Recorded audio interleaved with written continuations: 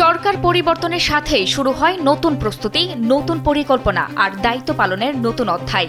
সেই প্রস্তুতির অংশ হিসেবে নতুন সরকারের মন্ত্রিসভার সদস্যদের জন্য ইতিমধ্যে ৩৭টি সরকারি বাসভবন প্রস্তুত করা হয়েছে বলে জানিয়েছেন গৃহায়ন ও গণপূর্ত উপদেষ্টা আদিলুর রহমান খান। সোমবার সচিবালয়ে নিজ দপ্তরে সাংবাদিকদের সাথে কথা বলার সময় উপদেষ্টা এ তথ্য জানান। তিনি জানান, মন্ত্রিসভার সদস্যদের থাকার জন্য রাজধানীর বিভিন্ন গুরুত্বপূর্ণ এলাকায় এসব বাড়ি প্রস্তুত রাখা হয়েছে। তিনি আরও জানান, রাজধানীর Mintu road, hair road, Dhanmondi এবং গুলশান এলাকায় এসব বাসভবন প্রস্তুত করা হয়েছে। প্রয়োজনে আরও বাড়ি প্রস্তুত করার কাজও চলমান রয়েছে। উপদেষ্টা বলেন, গণ আন্দোলনের প্রেক্ষাপটে দায়িত্ব নেওয়ার পর গত প্রায় ১.৫ বছর সরকার জনগণের স্বার্থে কাজ করার চেষ্টা করছে। দীর্ঘদিনের স্বৈরশাসনের প্রভাব কাটিয়ে দেশকে নতুন গতিতে এগিয়ে নেওয়ার উদ্যোগ নেওয়া হয়েছে বলেও উল্লেখ করেন তিনি। দুর্নীতি সংক্রান্ত এক প্রশ্নের জবাবে তিনি বলেন, এ বিষয়ে জানতে হলে সরাসরি ট্রান্সপারেন্সি ইন্টারন্যাশনাল বাংলাদেশ TIB এর সঙ্গে কথা বলতে হবে। তার মতে, জনগণের আলোচনা ও বিভিন্ন প্রতিবেদনের মূল্যায়ন সবসময় একই রকম নাও হতে পারে। তিনি আরও জানান, সরকারের পক্ষ থেকে বিভিন্ন খাতে সংস্কারের উদ্যোগ নেওয়া হয়েছে এবং যেসব জায়গায় কাজ শেষ হয়নি সেগুলো দ্রুত সম্পন্ন করার চেষ্টাও চলছে।